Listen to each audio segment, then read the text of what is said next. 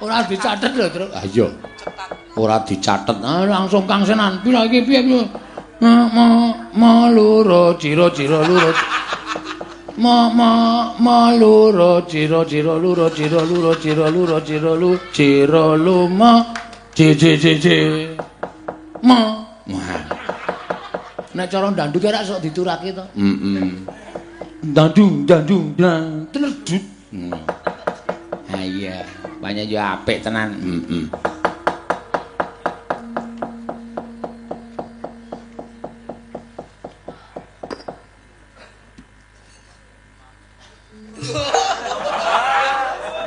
Oh, Bapak. Monggo kancane wis do nyekel tabuh kabeh. Dikira iki mak jleng ngono kok mak nul. Sing jeneng nangani karo bocah kuwi ora apik. Mengko ndak bocahe saya wani. Ngono. Ndak wong tuwa dikira ora prayoga lan ora becik. Nggih, Pak. Aku iki janjane ora arep ganggu lehmu padha gegojekan. Oh, lah sebabe napa kok Bapak rawuh mriki? Kudune Bapak ming ngawe mawon kula wis sowan teng Karang Kadempel. Ning kok Bapak kok malah rawuh wonten mriki? Aku kuwi mau gletak dela ning lincak ngarep omah. Nggih. Ha kok dadi aku ngimpi?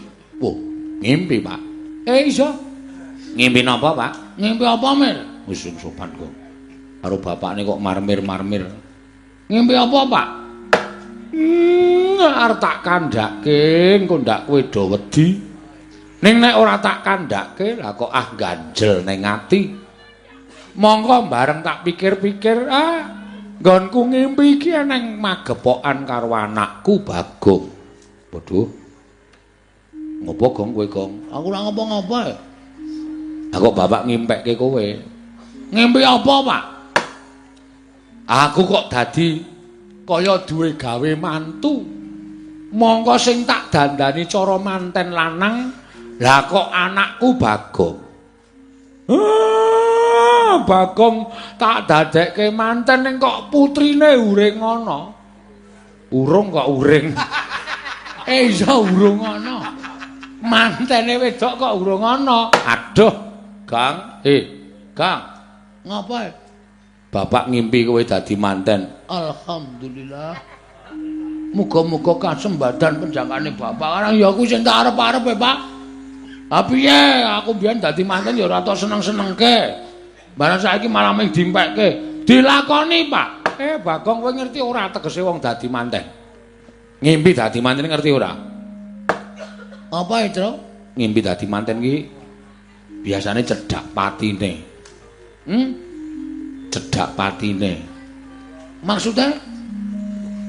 Maksudnya ya sing dimpekke kuwi iki cedhak karo patine. Ngayarawa. Ngayawara ora. Ngayawara nek domo ngimpen to disambung rapet karo wong urip ki cara ngendi? Ngimpi-ngimpi, urip-urip. Aja didekke siji. Bagong aku kuwi wis kulino kaya ngono. Kuwi meneh sing tuwa. Senengane kok gawe bab sing ora prayoga. Ditane, sapa sing mati? Rak kowe sik? Dapurmu. Wong tuwa kok dunek-unek kaya ngono. Senengane kowe ya ngedeg-degi anak kok. Ora ana sing arep gawe srana patiku. Aku isih panjang. Hidupku isih panjang. Isih kepengin nglipur para rawuh para kesenengane. Clemongan. Tapuki modal. Iki ki bapake kok mah muring-muring senget aku. Wong sehat kaya ngene kok dimpekke mati rumasane anggepe kaya apa lho. Semare Kaden Prayetna Samurires eka balik titiyani gandayani trisanya purnama sasi gilar-gilaran ing teng latar milang lintang Bima Sekti ing praptaning risang Werkudara Sumawur Raden Janaka kagiat Lurah Semar Badrana nyuwur pirawuhipun ingkang Bendara kekalih Semare Kaden Prayetna Semulires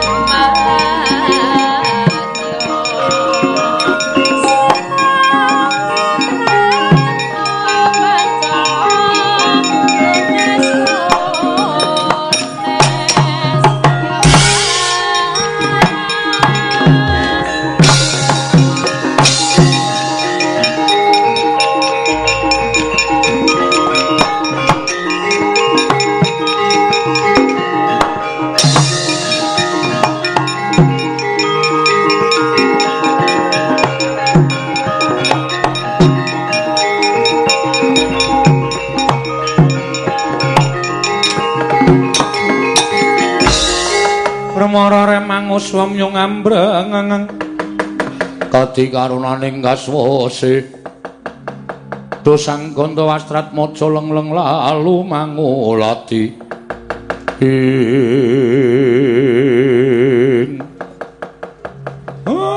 Ndara Werkudara bekti kula Den ya tak tampa Ndara Werkudara Ndara Janaka bekti kula nggih Ndara ya garing ya garing tak tampa Ndara Janaka Ndara Werkudara bekti kula nggih Gus ya piturut tak tampa ya piturut tak tampa Ndara Werkudara Ndara Janaka bekti kula nggih Den ya Bagong tak tampa enten apa gawe kaget rawuh tanpa sraba mboten wonten menapa-menapa kok mak jelek rawuhipun Ndara Werkudara kula ingkang ngabdipun Semar nyadong dawuh Den Semar kula praptaku ning Karang Kadempel sayekti mung bakal nanting karo kowe nanting perkara napa kowe ngerti apa ora yen to Mbak Yuku ya kuwi ora Drupadi sawetara lunga saka negara Ngamarta Gusti Ayu Wara Drupadi tindak saking negari Ngamarta ya lah sebabe aku dhewe ora ngerti nganti tekan dina iki ora ana sarta ora bisa ditemokake mula banjur mbarep kakangku utusan karo aku sowan menyang ngersaning Begawan Durna ya bapakku aku takon menyang didununge para Drupadi Durna bapakku paring dawuh para Drupadi sayekti bakal bisa bali marang negara Ngamarta nanging lamun negara Ngamarta kudu ana tumbal negara Ngamarta kudu ana tumbal lah tumbale napa Semar sing ken ngupaya tuwin ken goleki kula golekane nek waton cetha tumbale wah Semar kula kowe tresna karo Pandhawa apa ora lahir batin to Den sikil dienggo sirah-sirah dienggo sikil kula nika tresna kalih para Pandhawa pripun sampean ajeng dawuh napa yen kowe tresna karo para Pandhawa tegese kowe kudu ikhlas bab napa jarine Durna bapakku sing kena dienggo tumbal balekake Drupadi Mbak Yuku ora liya kejaba mung siji wah pripun ampun ragu-ragu Bagong anakmu tak boyong tak dadekke tumbal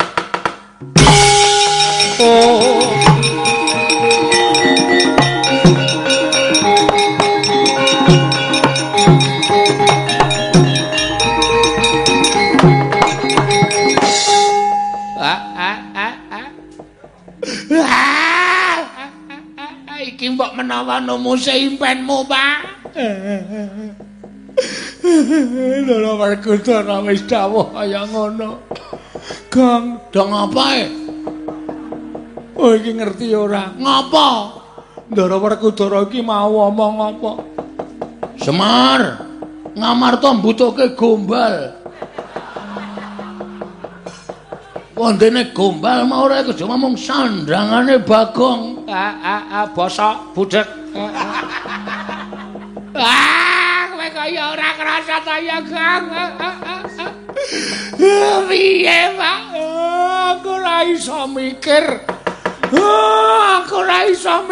kowe tak omong ya Gang piye ana apa sing perlu tak tanda tangani kowe mlayu wae sing ado gundulmu kowe yaene kon mlayu padake maling kowe gak omongi ya Le Ndara Werkudara rawuh mrene kowe Ndara Werkudara golek tumbal supaya Ndara Drupadi timbul ning negara Ngamarta terus rasa do nangis to terus piye maksude tumbale iki sing arep dienggo tumbal kowe wer goblok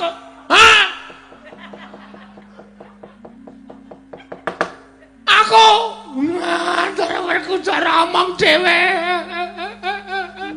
kowe nek ra mlayu piyai loro kae kowe ngerti pambegane to Gang mlayu sing adoh mlayu golek slamet aduh jan wis Bagong aja nendi-endi arep tak kowe ning negara Ngamarta weh adalah truk kaya ngene iki ora tak adepi aku nyingkir padha karo aku nyingkiri masalah arep ngoyak aku terus menengo truk, menengo reng, aku tak melayu.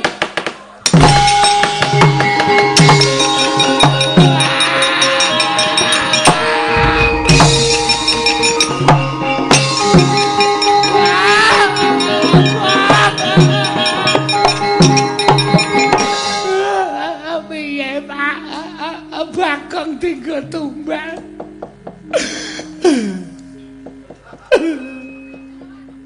Bagong tinggo tumbal, Pak.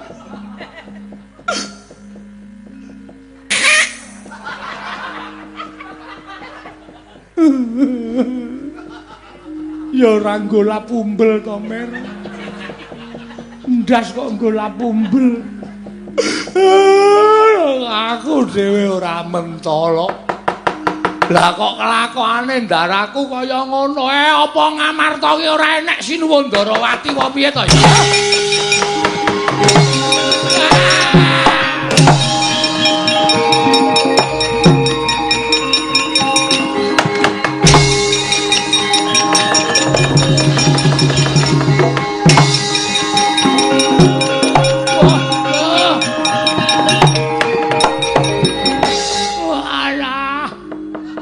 Lah kok jebul bener omongane Semar. Ngimpi dadi manten ora kanthi nyono-nyono kok aku arep dadekke gombal. Yo ngalah wis pisah karo kulawarga, pisah karo anak-anakku. Yem Murti yem. Aku pamit ya yem. Anak-anak do dijaga. Anak-anak do diopeni yem. Aku njaluk pamit aku tak lunga sing adombangane aku modar ya Mama.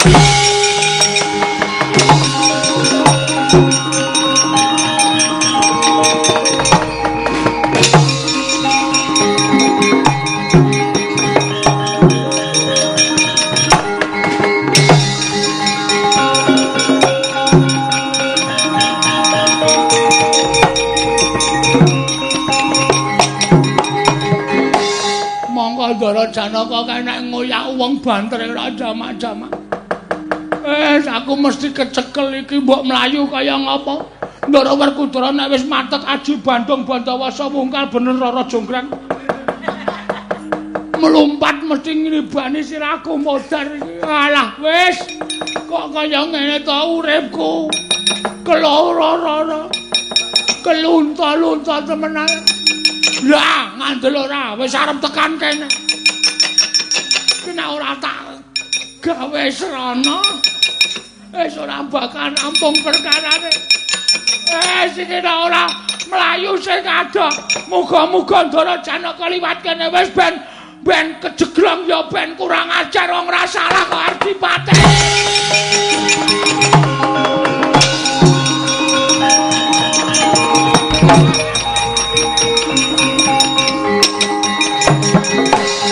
Mripate Satriya mlaku kok kejeglong. Bagong lemah dipun kedhuk ditutupi godhong. Piyambakipun pados gesang supados kula mboten saged ngoyak dhateng Bagong. Wah, edan oyahe.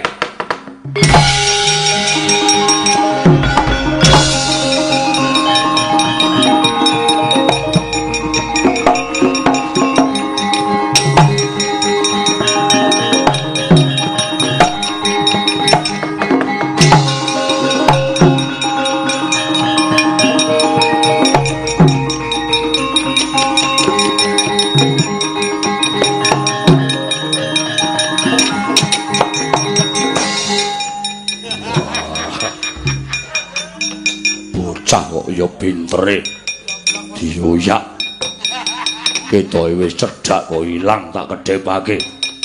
Wah Nendi Bagong kowe aja mlayu srana timbuling para Drupadi. Kowe kudu dadi banten ikhlasnya nyawamu Bagong.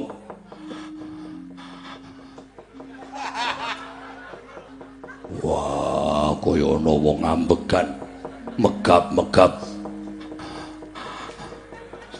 Wah, Bagong, bojo ndelik. Bagong.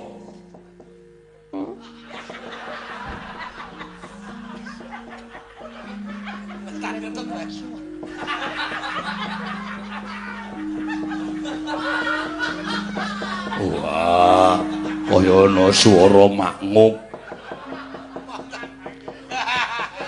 Anggere kecekel lak boyong ning Amarta, tak gecek sirahe.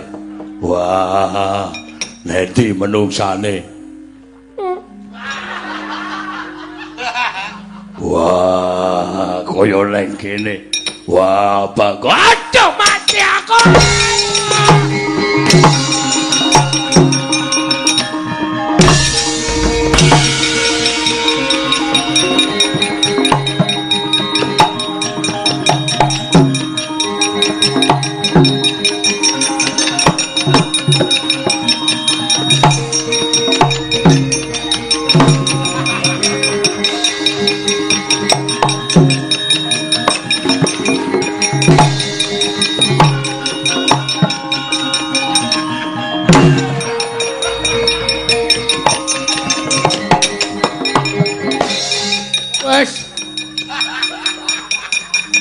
Badak bundas. Nan tak lakoni. Piye munggah gunung aku melorot. Sing pisanan sukses. Sing kedua kok sing tiba kok ndasku sik. Wah, wis ngrekoso tenan iki. Piye wis? Ndara Werkudara ketoke ya wis kentekan akal. Wis ora ngoyak aku nang nganti aku engko ngetok pecungul. Konangan Ndara Janaka Bagong ije urip sipat jemparing ratas gulumu.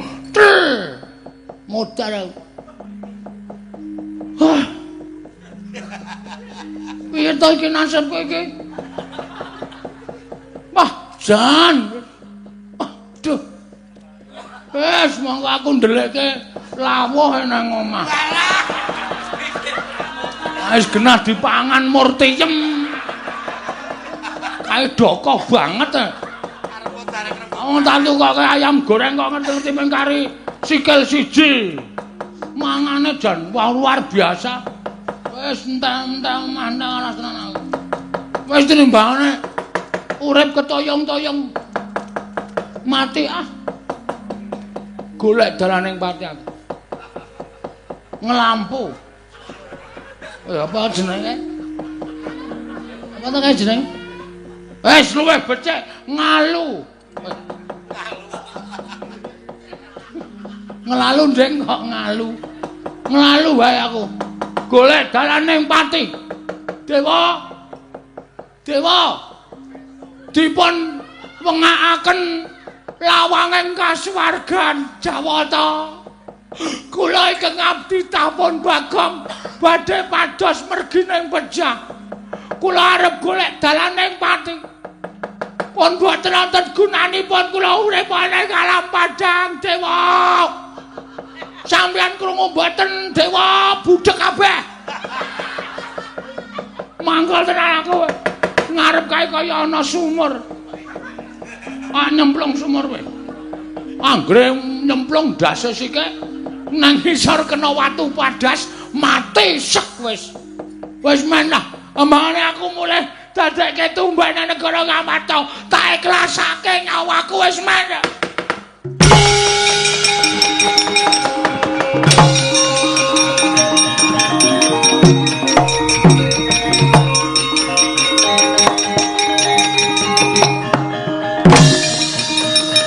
Bagong! Wah, ada kaitan lah.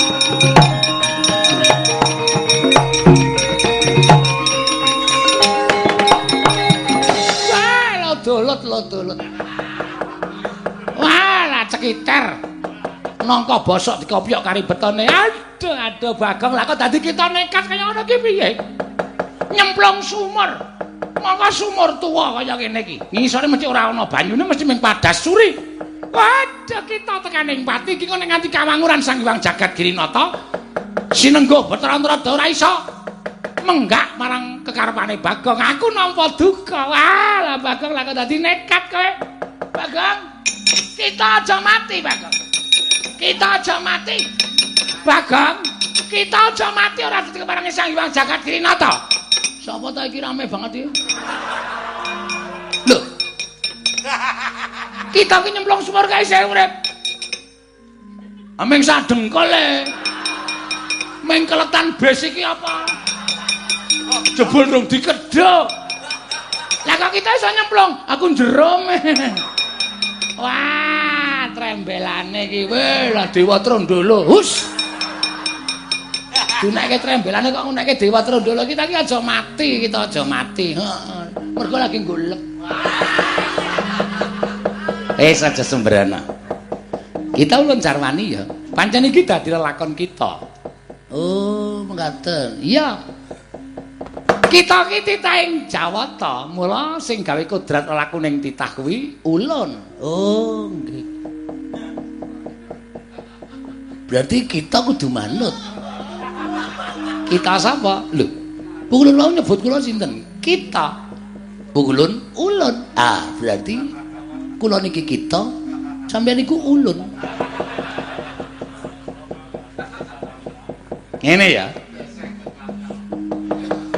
Kita ki sebutane kanggo titah. Yen dewa nyebut kowe iki kita. Oh, berarti kita niku bisa kula, bisa sampean. Tegese piye? Nek kula nyebut sampean berarti kita pukulun. Ora, kuwi sing ngucap ki dewa. Lah nggih, lah berarti kita niku saged kula, saged sampean, ulun niku ya iso sampean, iso kula. Ah, ngono kuwi bener. Ah nggih. Terus kersane kita Betrata pripun? Ulun mengkari manut. Wah, lah iki mecahke sirah iki. Ampun pukulun. Ampun pukulun, kula pecahe kapan-kapan. Hus. Malah dipecah. Ngene ya, Bagong. Iki mau lho ditimbali Sang Hyang Jagat Girinata. Yang Sang Jagat Giri Pratika. Nggih, kersane ulun didhawuhi pengkon menggak kekarepan kita nggon kita bakal golek dalaning pati. Ngono? Ya? Nggih. Sidane mboten golek dalaning pati kok kula. Lho. Golek dalan apa? Kula sing kula senengine golek dalan ring road. Aya ora. Dewa tahu aja. Walah turun dulu. Setan tenan kira. Nggih, keparengipun. Merga iki bakal dadi kamukten kita. Oh. Kita bakal mukti. Iya, kita kuwi. Ha iya. Terus rananipun menapa Pukulun? Kita bakal urun paringi ya kuwi wujuding pusaka. Usanganipun wujudipun jenenge apa? Ingkang winastan Kalung Robyong Kencana. Wah, duh. Kalung Robyong Kencana. Iya, wujudnya kaya ngene iki. Iki kinan maring ora jeneng kita. Kalung po genter. Kalung cekuk truna goblok ora. Pukulun ampun emosi ta Pukulun. Nek omongan kali kula niku kudune pancen kaya ngaten niku Pukulun. Nggih, Pukulun kula tampi terus kula kadhawan punapi. Kita mlaku wong ngidul bener. Oh nggih, kenapa tekan dalan gedhe? Menggok kita terus nokol petukno modar kowe. Pukulun ampun emosi. Ngidul niku dalan gedhe Pukulun. Maksudku aja nganti kok tok embakne kaya neng kene. Ngidul terus kae lho. Ngidul lurus. Nggih. Mengko kita bakal ketemu suwijining ratu. Oh, enten wong main. Ora. Kenci. Tegese kita bakal ketemu Nalendra. Oh, mekaten. Nalendra ku dijuluke Prabu Kalasreng. Kuwi sing Nyidrawara Drupadi. Ah, ratu mau patenana. Ah terus pusakane, Kalung Robyong kuwi digdaya. Kowe bakal digdaya kliwat ukur limpat ing Saniskara. Bebasan Guru Kencing berdiri. Bebasan tinata mendat Jinara Menter. Nggih, ngestakaken dawuh. Nek wis tak pateni, sandangane Nalendra mau nggonen agemen terus kowe dadi ratu. Niki omong kosong napa serius? Dewa iki ora tau omong kosong. Mesti nyata. Siap. sendika. Wah, gleleng iki. Dadi ratu mulih nemoni Murtiyem. Bojoku mesti pangling, Mase kok saniki sandangane kaya ngono, Mase. Sampluk cangkeme dies. Karo bojone kok kaya ngono. Pukulan. Kula nyuwun pamit, kula majeng mlaku ngidul mrika. Nek ketemu karo ratu jenenge Prabu sinten? Lah, modal ora. Dicatet mula dicatet aja sembrono. Kala Sreng. Srem apa Sreng? Sreng. Wujude buta. Patenana, sendika ngestaken dawuh. Kula nyuwun pamit Bu Kulun. Titah ki aja nganti ndisiki dewa. Kualat. Ulun sik sing munggah ning kayangan kita mlaku. Sing keri, nek kowe ninggal ulun tegese kowe ora ngurmati lan jeneng ulun. Oh nggih. Monggo Bu Kulun kula aturi tindak. Ulun kondur makayangan. Nggih, ngatos-atos Bu Kulun. Salam kagem Bathara Guru nggih. Wus. Kita iki takok salam. Salam kangen. Kula kali Bathara Guru niku suwe ra ketemu. Kula tak ana minggu ra sok mriko. Om dengkul matos. Werna-werna ora. Om. Wis ulun kondur makayangan nggih. Ngatos-atos Bu Kulun.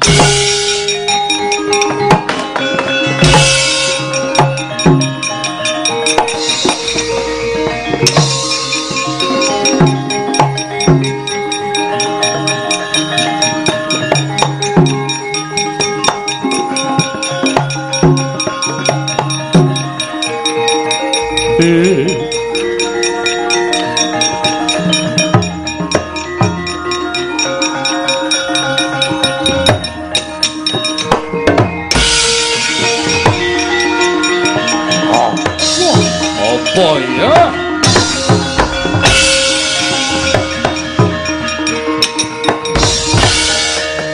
Gunjang kancing langit kelap-lapaton lir kincanging risang mawe gandrung. Sapa iki takon karo aku? Pukulun Bathara Antarada. Lho, Bathara Antarada yudu kaya ngono. Aku ora mung nyilih jenenge Bagong. Kowe sapa?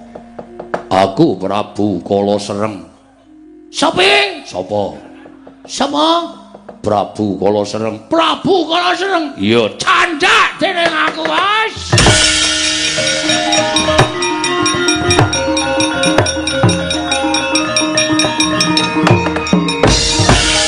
Lho, bareng ngerti jenengku. Lah kok dadi kowe ngadeg malang kerik ning ngarepku. Kowe sing nyolong Dewi Waradrupadi, ha? Saka kedaton Ngamarta nganti meh ngembet nyawane Bagong. Mula kowe utang nyawa karo Bagong. Lho, apa kowe wani karo aku jaluk Waradrupadi? Ayo tugelen jangganing Prabu Kala Sreng. Tebak jajamu sirna Margalayu.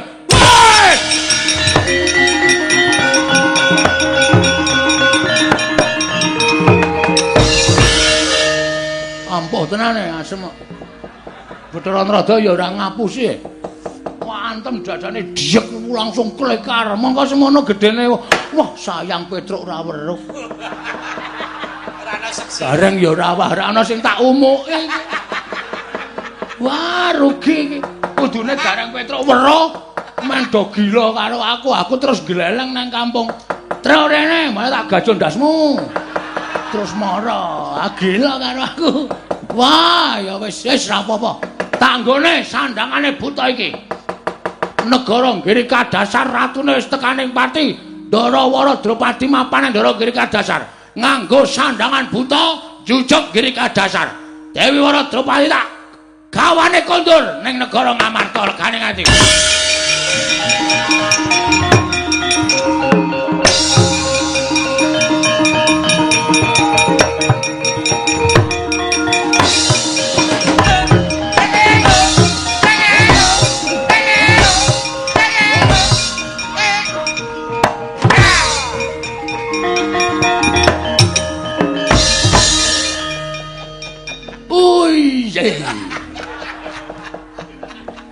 Jagat Dewa Bathara ya jagat Pangestungkara. Iki sing nganggo sandanganing Prabu Kala Sreng. Mula aku kudu tekan negara Girika Dasar. Tak umumke nang setiap pos ronde. Nang pojok-pojok desa. Raja baru, raja bolang-baling.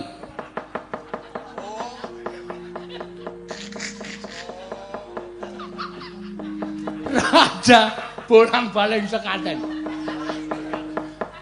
Iki jejuluk Prabu Kala Sreng.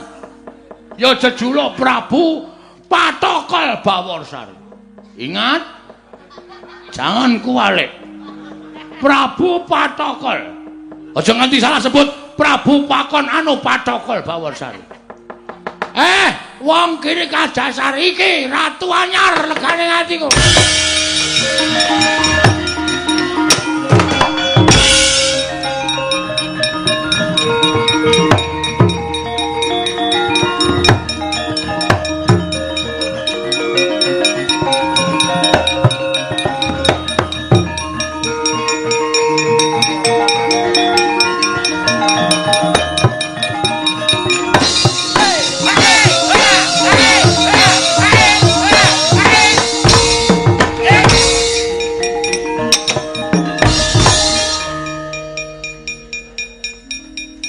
Menika sinten takon karo aku? Ratu Anyar. Negara inggih Kadasar Prabu Kala Sreng.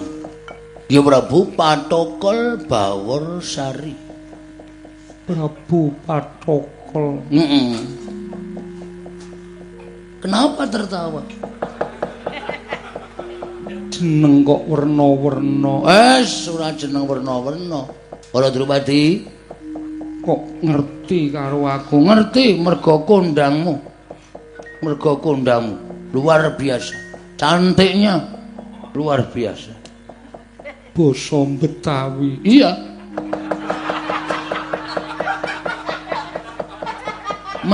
Memang betul. Lajeng kersanipun Prabu Kala Sreng sirna mergalayu mlaku engke kudu garwa karo sampeyan. Kowe gelem ora tak pek bojo? Estu napa pripun? Serius? Nek tenanan yo arep piye meneh wong kene wis suwe ora ana sing tak suwitani yo kepeksane yo arep wujudane kaya ngono. Ya wis lah ora apa-apa. Ya wis lah. Ya wis lah ora apa-apa. Asli lahir batin, lahir batin. Wara Drupadi, cintaku, sayangku. Rembulan. Jan senenge ra jamak-jamak aku. Iki kok negara kok tanpa ana nayakane iki piye iki?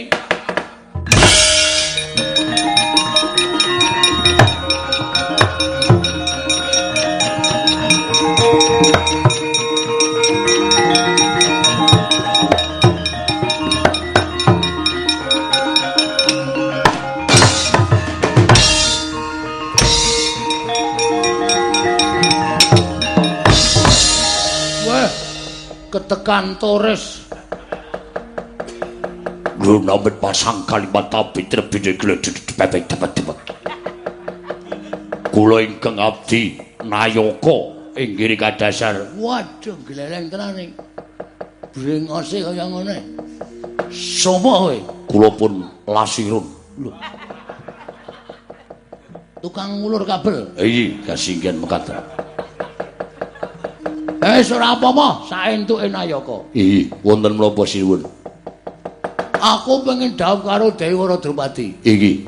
Ning aku kepengin wayuh putri loro. Lho, putri kali. Kowe sowan nang negara Ngamarta, lamaran Dewi Werkudara karo Dewi Janaka. Nuwun sewu, Dewi Werkudara Dewi Janaka. Kok naminipun jaler? Rasa cerewet to. Kowe manut ora awak tugel kula. Oh nggih, sendika ngestaken dawuh. Budal saiki sendika.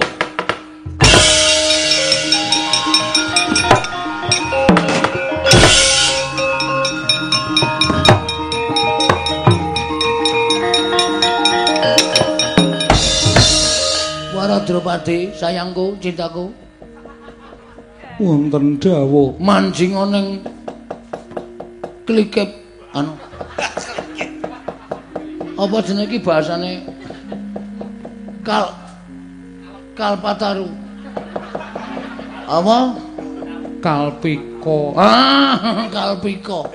Tak boyong nang negara Ngamarta methuk calon garwaku ya marumu ingkang pewangi Raden Dewi Werkudara lan Dewi Janaka. Jaga ora? Saga. Ayo budal berdua karo aku.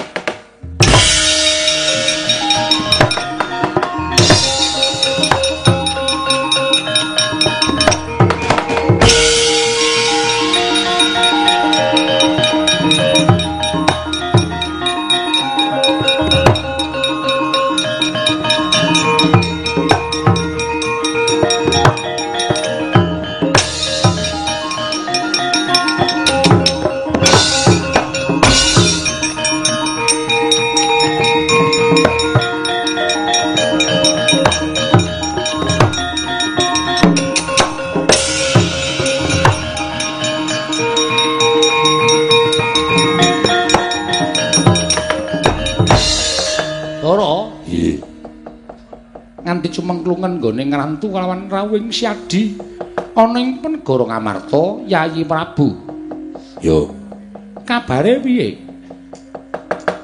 Wah, Durna bapakku paring dawuh. Mbayuku Waradrupadi bakal timbul ning negara Ngamarta. Terus waton Ngamarta eneng tumbal. Tumbale sapa? Tumbale wujud menungso. Lho, wujud menungso? Yo. Sapa sing kudu dadi tumbal? Wah, Bagong Kresna kakangku. Lho.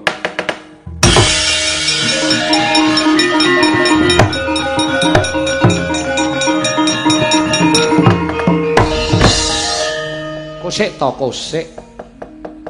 Aja nganti kesusu Werkudara petungen gelar lan digulung. Mengko mundhak keseluruh dalan sing kleru. Sing ngendika kaya ngono mau sapa? Durna. Werkudara percaya. Wah, ora percaya sebab apa? Dasarmu apa kok percaya? Biyen nalika aku golek banyu suci Perwitasari, kabeh do nangisi karo aku nggonku budal marang segara. Padha ndakwa yen to aku bakal tekaning pati ning nyatane piye. Durna bapakku wong sing nyata gunemane ora tau blendra-blendri kaya banyu tumumpang godhong sentre. Ya, yen pancen kaya mengkono, Siadi wis percaya karo wong atuamu sing aran Durna mau. Ya. Terus sak banjure piye? Aku tekan Karang Kadempel. Nembung karo Semar. Wah, Bagong urung nganti tak boyong melayu, tak oyak munggah gunung. Ndak sawan saka kadohan Bagong tiba ning jurang keplorot sirahe dhisik. Mbok menawa wis tekaning pati. Weh lah dalah.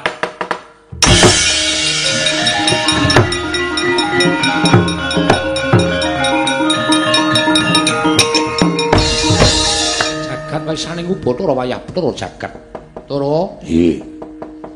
Ana ing alam padang kuwi ana tetembungan hukum karma. Sing jeneng hukum sing ora iso diwakilake kuwi mung hukum karma.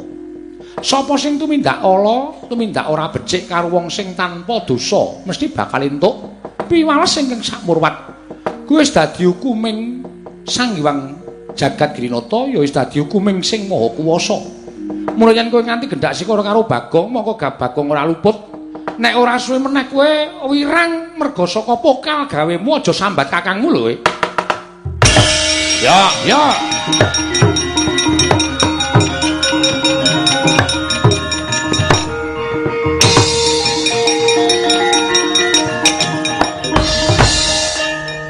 Iki sapa? Kula pun Adipati lho hasil. Saka ngendi? Kula saking negari Giri Kadasar. Diweji. Iya. Wigatine apa? Kula dipun utus Prabu Kala Sereng, nggih Prabu Patokol Bawersari. Sesembahan kula enggal ngebun-nebun enjangan jejawah sonten. Mriki kula badhe nglamar ingkang nami Dewi Werkudara lan Dewi Janaka badhe wenengku garwa dening pepundhen kula Prabu Patokol Bawersari. Wah.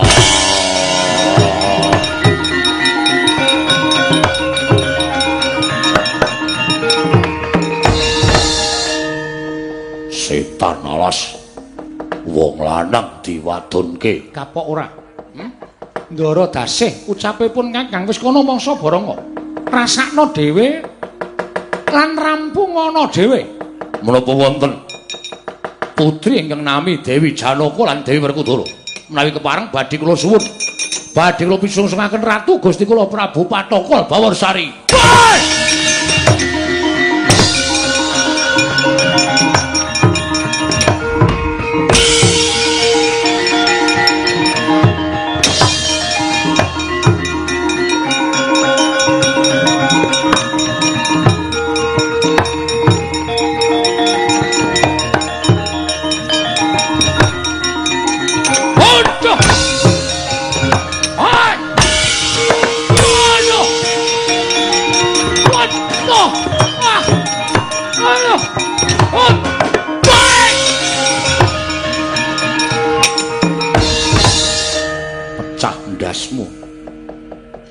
Ana ratu telatah sabrang madunke Janaka nggugu karepe Dewi candhak sirahmu jegluke nang lemah ajur kumur-kumur kuwandamu ora iso dikukup.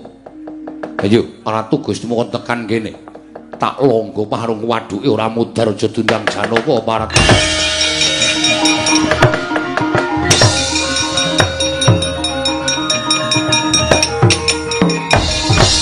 Weh adalah matek kowe Ron. Buatange nang pinggir dalan. Men wis ben mati wae lah wong-wong Ngamarta padha runtik atine. Kagol atine. Dewi Janaka, Dewi Werkudara. Ayo ladenana pun Kakang Prabu Patokol Bawarsari. Oh.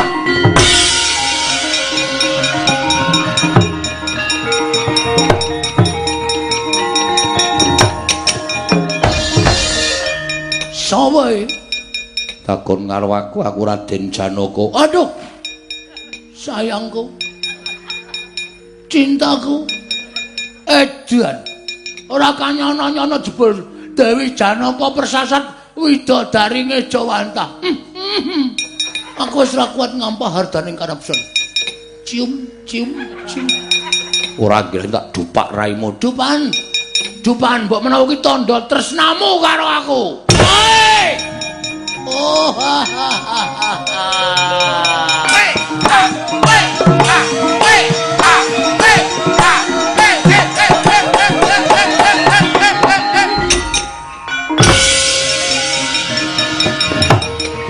Wah, ora apa-apa. Hai. Ayo, sambat kowe.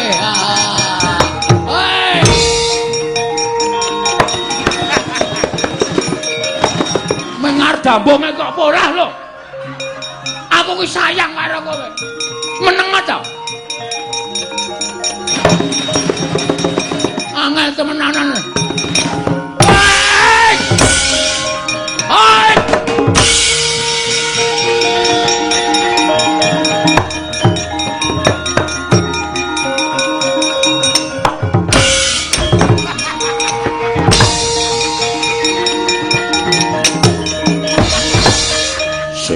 Ndas apa kuwi? Ndasmu. Tidak ora apa-apa malah aku sing kelumah. Gene lunsi jalma tan kena kini lho. Wong digdaya aja gleleng. Isi ana sing luwih digdaya. Aku Prabu Patokol Bawarsari. Wis apa? Werkudara. Aduh, maaf sayang. Nek aku kasar karo kowe. Aku ora ndiriat kasar karo kamu, aku sayang karo kowe. Wah, gilane. Sikil barang diambu. Diambung aku gila merinding kabeh. Aku yang merinding. Berarti kita dua sudah saling merinding. Edan apa? Mulai ora aku dadi bojoku, bojomu cengelmu.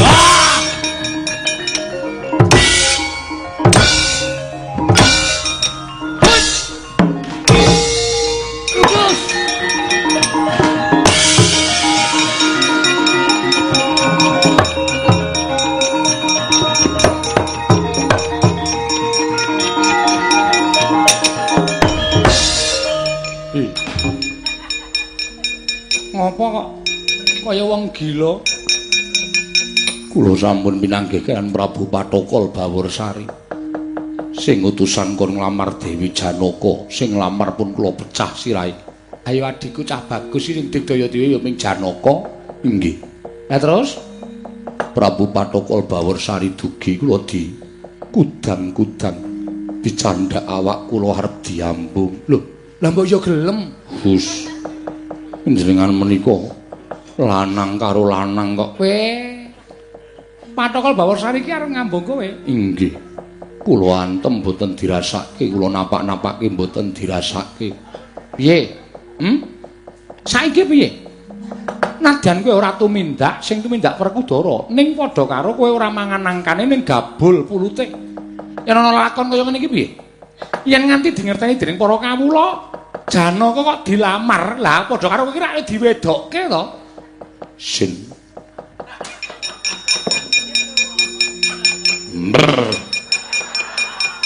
Wah, gilane. Sapa sing gilane? Prabu Patokol Baworsari. Kresna kanggo aku tulungi. Nadyan aku sing maju aku kalah. Wis to. Percaya aku kalah. Sapa sing iso ngalahke Prabu Patokol Baworsari? Semar Gareng Petruk golek ana sing iso ngalahke. Ning kowe kudu njaluk ngapura karo Semar, merga kowe natoni atine Semar. Kowe mentolo karo anake Semar. Yo, aku njaluk ngapura Dipol.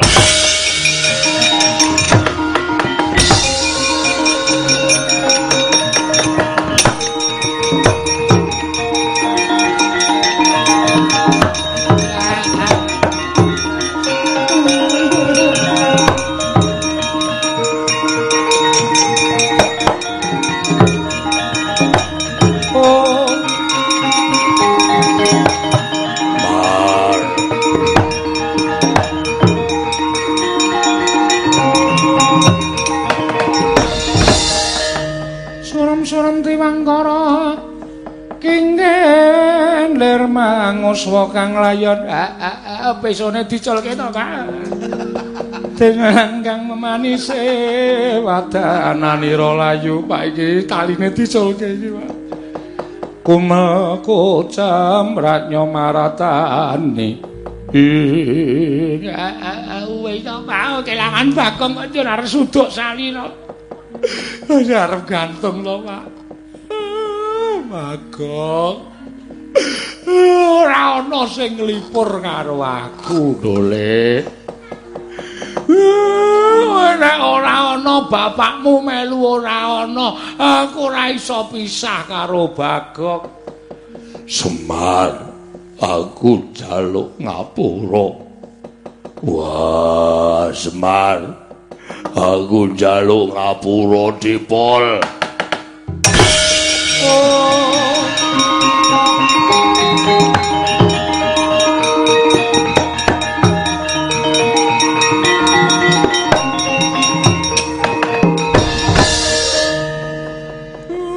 Perkara sing wis kebacut niku ora bakal iso dibaleni. Nggih mpun, anane kula nggih ngapura. Ning wit dina iki pun kula sumpahke Semarajeng golek bendara liya. Ora ana gunane kula labuh karo sampeyan. Nek sampeyan mentala kali anak kula. Semar, aku saguh goleki Bagong sak ketemune. Bagong durung tekaning pati. Mergo aku durung mateni Bagong. Ning pancen mau tiba ning jurang tak golekane, tak jegurane jurange. Tak gawa bali ning arepamu Bagong kudu slamet ning aku njaluk. Njaluk napa? Ana ratu jenenge Patokol Baworsari. Jarene Kresna sing iso mateni ming nala garing karo Petruk. Petruk garing aku tulung ana. Mengko aku sing goleki Bagong. Nek ngapusi titenono sampeyan.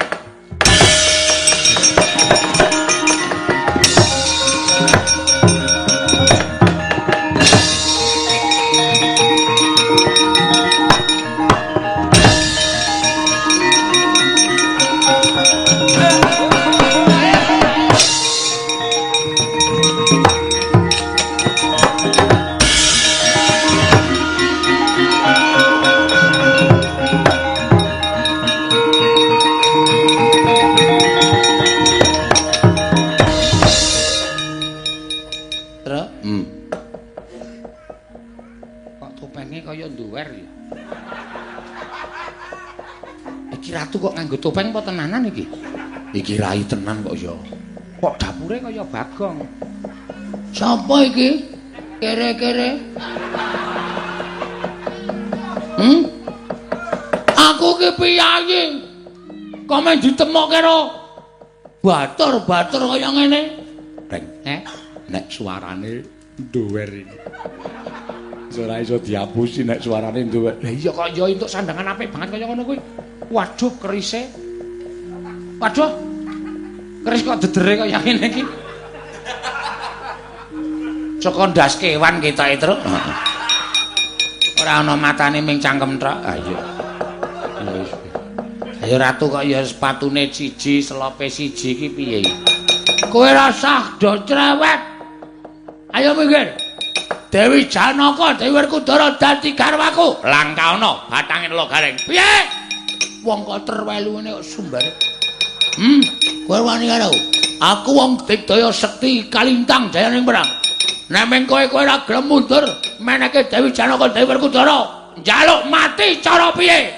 Yung. Wih. Rastra.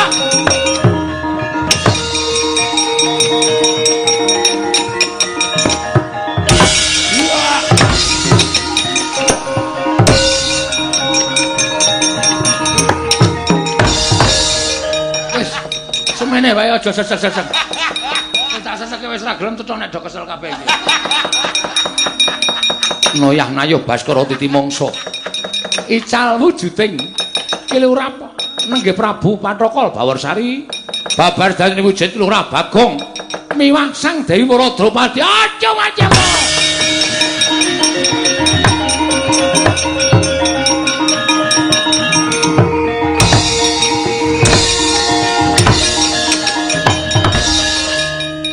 Ngandel ora. Glelenge ra jamak-jamak. Wis anggere konangan kere loro iki wis. Ra sida mukti aku. Lah kowe ngopo e, Gong? Wah aku doyak. Apa mau? Ndara Werkudara. Nyemplung jurang. Heeh. Dewa ya iso dapusi ta, Tru? Kok iso dapusi? Aku gayane nyemplung sumur ning jane sumur iki cethek. Oh. Aku nang sumur ki ndekem dewane, "Weh, Bagong, Bagong, aja mati, aja mati." Aku terus medhungul, "Ngapae?" ngono. Dewane terus kaget, terus aku dinae pusaka kalung robyong kon mateni Prabu Kala Sereng. Prabu Kala Sereng ki sing nyolong Dewi Waradropati. Berarti ketemu Dewi Waradropati. Heeh. Nang ndi? Nang akeh kuwi. Waduh. Akeh ulo, iki tumuli ae. Weh. Kok sore mau, Gong? Ya ini kok ngetokke bahan tumuli. Tumuli ki apa? Wature nemu ning kali. Nyau. Antil mudar. Sing tok ngendhelike nganu, sapa? Dewi Waradropati. Heeh. Ambok ditokke. Gusti Waradropati medal Gusti, niki pun paripurna lampane Gusti.